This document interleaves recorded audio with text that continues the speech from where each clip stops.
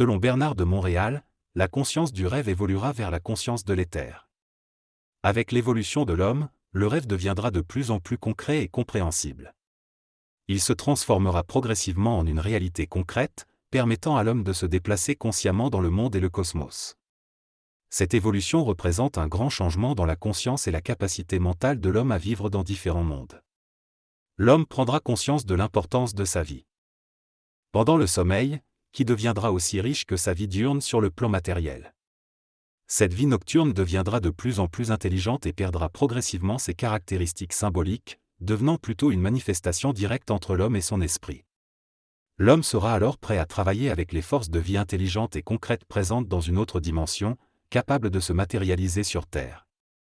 L'homme découvrira qu'au-delà du rêve, de la mémoire et du subconscient, existe un monde faisant partie intégrante de l'organisation intelligente de l'univers et de l'évolution des royaumes matériels. Il fera la rencontre de sa contrepartie, cette partie de lui-même qui a toujours été une autorité dans sa vie matérielle. Il comprendra que la vie sur Terre est un jeu, joué à partir de l'invisible. Lorsque l'homme saisira et expérimentera cela, il cessera de souffrir sur le plan matériel. L'homme comprendra que tout se joue dans l'invisible et que ce qui se manifeste sur le plan matériel est une extension de ce qui se planifie dans un autre espace-temps. Il commencera à comprendre le mystère et la réalité de sa vie, et réalisera qu'il doit travailler ailleurs qu'ici. Cependant, l'homme constatera que le rêve sera utilisé pour lui créer la peur et tester sa résistance émotionnelle face à l'ambiguïté cosmique et planétaire de sa conscience. Il ressentira une lutte et des forces qui s'opposeront à sa progression vers l'éther. Mais il n'a rien à craindre car un jour, il sera en mesure de comprendre parfaitement les rêves et de mesurer où il en est vis-à-vis de lui-même, sa dimension consciente qui cherche à se rapprocher de lui. Le rêve n'est pas une manifestation inconsciente de l'impuissance de l'homme, mais plutôt une création dans son esprit endormi pour magnétiser son émotivité et son mental, lui donnant une impression d'impuissance ou de fausse puissance.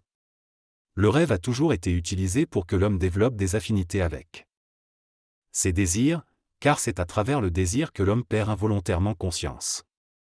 Dans cet extrait, l'auteur fait référence au rêve et au voyage astral comme des moyens d'explorer d'autres dimensions de la réalité. Il soutient que l'homme n'est pas limité au monde matériel, mais qu'il existe également une réalité invisible dans l'éther. L'homme doit réaliser que la mort n'est pas réelle et que l'incarnation dans la matière est une décision prise pour des raisons évolutives. Lorsqu'il aura compris la nature de la conscience immatérielle, il pourra créer des formes humaines dépourvues de conscience. Il cherchera également à comprendre le rôle des êtres venant d'autres planètes, qui semblent humains mais n'ont pas de conscience. L'homme comprendra ainsi que la valeur de la forme humaine est une déformation psychique de la réalité immatérielle de la conscience dans le but de l'aider émotionnellement, spirituellement et scientifiquement. Dans un avenir lointain, l'humanité atteindra un stade de conscience cosmique. Ce ne sera pas en raison de son pouvoir, mais parce qu'elle comprendra enfin l'immatérialité de la conscience et le secret de la création. Elle réalisera que les anciennes conceptions de Dieu sont dépassées et que la véritable nature de l'univers est régie par la conscience éthérique. L'homme découvrira les infinies possibilités de l'univers et comprendra que l'intelligence n'est pas seulement un produit du mental inférieur, mais une projection temporelle et spatiale d'une puissance consacrée.